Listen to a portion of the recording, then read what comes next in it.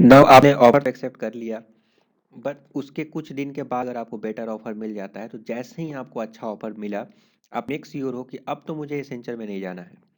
तो आप क्या कीजिएगा, तुरंत आप मेल कीजिए, मेल करके इन्फॉर्म कीजिए। ओके, आपको ज़्यादा वेट नहीं करना है। हालांकि वेट करेंगे भी तो कोई फ़र्क नहीं पड़ेगा, बट अब क्यों वेट कराएंगे। बेटर है कि पहले आप इन्फॉर्म कर दें। ओके, क्योंकि कई बार क्या होता है, आपको बेटर पैकेज के साथ रिक्रूटर फिर से आपको रीच आउट करेगा कि हम आपको, अगर आपके पास पहले से कोई ऑफर है तो उसको मैच कर देंगे या उससे ज़्यादा देंगे। ओके, तो इस टाइप के चीज़ें भी होता है। तो आपका आपको जो भी रीज़न है, रीज़न बता दीजिए कि हमारे पास बेटर ऑफर मिल गया। ठीक है, आपको ये नहीं बोलना है कि नहीं अ, अ, कोई रीजन है, पर्सनल इशू, कुछ नहीं, डायरेक्ट बोलिए जो ट्रूथ है। क्योंकि जाहिर सी बात है ना, ये भी एक वैलिड रीजन है। अगर आपको बेटर पैकेज मिल गया तो आप तो ज्वाइन नहीं करेंगे। इवन ज्वाइन करने के बाद भी अगर आपको बेटर पैकेज मिल गया तब भी आप कंपनी छोड़ देंगे। ठीक है, तो बोथ बोथ कंडीशन में फ़र्क नहीं पड़ता है। आप बोलिए। ओके, कि अगर आप ज्वाइन कर लिए हैं, रिजाइन करना चाहते हैं, तब भी आप यही रीज़न देते हैं कि हमको बेटर पैकेज मिला है, अपने करियर ग्रोथ के लिए हम छोड़ना चाहते हैं। सेम रीज़न यहाँ पर भी देना है कि हमको बेटर पैकेज मिल गया है। अगर वो उसको मैच कर पाएंगे तो ठीक है। अगर आप जाना चाहते हैं, मैच करवाना चाहते हैं तो बोल दीजिए। अगर आप नहीं करवाना चाहते हैं तो बोल दीजिए कि हम मैच हम ज्वाइन नहीं करेंगे इस कंडीशन में। तो आपको मेल कैसे करना पड़ेगा, तो मेल आपका जो पॉइंट ऑफ कांटेक्ट है उसको करना पड़ेगा। Like, I was thrilled to accept gracious job offer and it was a great meeting you and the team. Unfortunately, on further consideration, as discussed over the call, I have to retract my job offer acceptance. This was very difficult decision for me.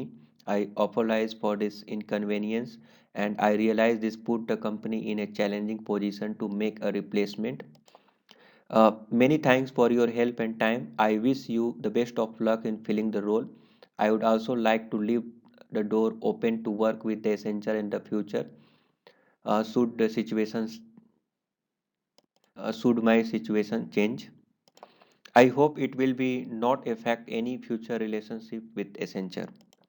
तो ये एक basic template में बता दिया, आप अपने हिसाब से मॉडिफाई कर सकते हैं। एक जो भी रीजन है, एक जो आप डिक्लाइन कर रहे हैं, ठीक है, तो डिक्लाइन में अच्छा सा शो कीजिए कि आप थैंकफुल रहिए कि आपने ऑफ़र दिया मुझे, it was a very great offer, something like that. और आप ऐसे करके डिक्लाइन कर सकते हैं। और डिक्लाइन करने के बाद भी डिक्लाइन एक्चुअली होगा नहीं। ठीक है, मैं 1 मंथ पहले ये सारे मेल भेजा था, बट अभी भी मैं पोर्टल एक्सेस कर पा रहा हूँ, कोई डिलीट नहीं हुआ है। ओके, पोर्टल से कोई भी डिटेल डिलीट नहीं हुआ है। इनफैक्ट ज्वाइनिंग डेट के 2 दिन पहले ऑफ़र रिवाइज करके मुझे दिया गया। और मेरे केस में ऐसा नहीं है, मोस्ट ऑफ द केस में हमारे जो भी कलीग हैं जो एसेंचर में ज्वाइन किए, उन लोग भी यही बताया कि ज्वाइनिंग के कुछ दिन पहले, 1 वीक के अंदर उनका सैलरी रिवाइज हुआ है। ओके, और कुछ ज्वाइनिंग बोनस वगैरह भी देते हैं। तो आपको यहाँ पे डरना नहीं है, घबराना नहीं है। इट्स अ वेरी नॉर्मल अगर आप डिक्लाइन कर रहे हैं तो।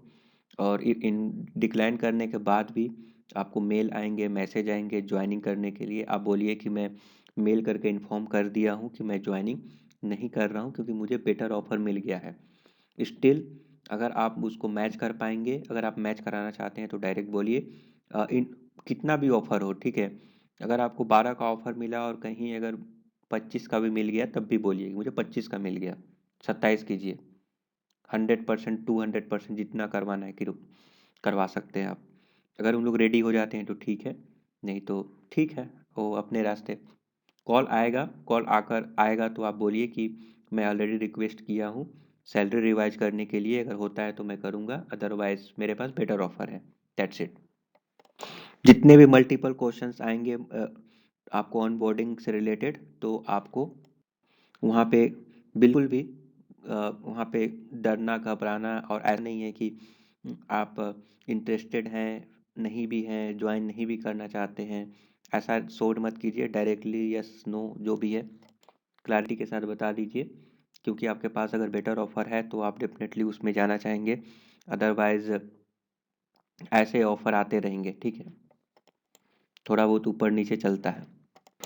तो इसमें बेसिकली मैं ये समझाना चाहता हूँ कि ऐसा नहीं है कि अगर वो तुम लोग 2 महीने 3 महीने वेट किए हैं, अगर आप ज्वाइन नहीं करेंगे तो कुछ बैड इम्पैक्ट पड़ेगा, आप ब्लैक लिस्ट हो जाएंगे, ऐसा कुछ भी नहीं होने वाला है, ठीक है? इनफैक्ट आप ज्वाइन होने के बाद भी आप रिजाइन डाल सकते हैं, ठीक है? तो ऐसा कुछ इशू नहीं है, आप वेट करा कर नहीं गए तो कुछ होगा, ऐसा कुछ नहीं होता है। अगर आप पहले अगर कर देते हैं तो बेटर है, अगर पहले जैसे ही आपको बेटर ऑफर मिल गया वैसे ही जब आप मेक श्योर हो कि अब ज्वाइन नहीं करना चाहते हैं तो प्रोकास्टिनेशन नहीं होना चाहिए कि नहीं कल हम मेल डालेंगे परसों बताएंगे, ऐसे नहीं। जैसे ही आपको अच्छा ऑफर मिला पहले वाले को, पहले जो ऑफर है सारे को बता दो कि अब हम ज्वाइन नहीं कर रहे हैं, हमको बेटर ऑफर मिल गया। ओके, डिले नहीं करना है, इन प्रोकास्टिनेशन नहीं करना है।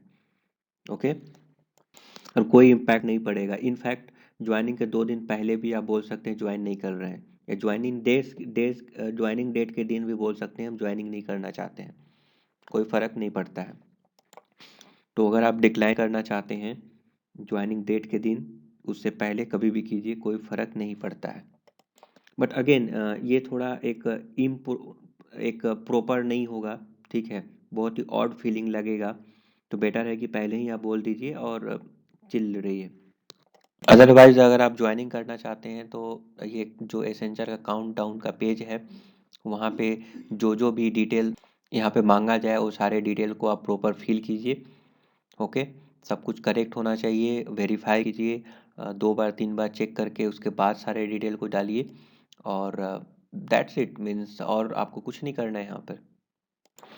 एक चीज़ और मैं आपको यहाँ पे बता देना चाहता हूँ कि मान लीजिए कि आपने एसेंचर में आपका बहुत हाई पैकेज पे आप ज्वाइन कर रहे हैं, तो हाई पैकेज में क्या होता है कि मे बी ज्वाइनिंग तो हो जाए, लेकिन फ्यूचर में अगर रेसेशन आएगा, अभी तो ग्रेट रेजिग्नेशन डे चल रहा है, सब लोग रिजाइन मार रहे हैं, बट जैसे ही रेसेशन आएगा तो उस समय क्या करता है एसेंचर जैसे कई सारे एमएनसी कंपनी कि जिसका जो सैलरी है उसके हिसाब से एक टीम तैयार होता है किसी एक पार्टिकुलर प्रोजेक्ट के लिए, और उसमें वो मैप करते हैं।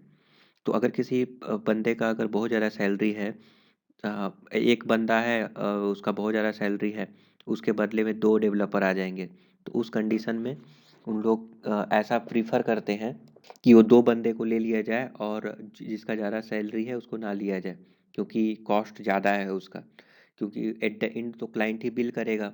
तो इसमें क्या होता है कि बेंच पे वो बंदे जा सकते हैं जिसका ज़्यादा सैलरी है, और बेंच पॉलिसी में क्या होता है कुछ दिन के बाद कंपनी रिजाइन करने के लिए फोर्स करता है, ठीक है? तो मेक श्योर कि मतलब बहुत ज़्यादा सैलरी नहीं होना चाहिए, क्योंकि अभी तो ले लेंगे, रिक्वायरमेंट है, प्रोजेक्ट्स है, ले लेंगे, बट फ्यूचर में प्रॉब्लम हो सकता है। जनरली एसेंचर जैसे जितने बड़ी कंपनी है, एमएनसी कंपनी, ये रेयर केस में करते हैं, बट होता है ऐसा, ठीक है? ऐसा सुनने में आता है, इसलिए मैं आपको बता दिया। Thank you for subscribing the YouTube channel. Have a nice day.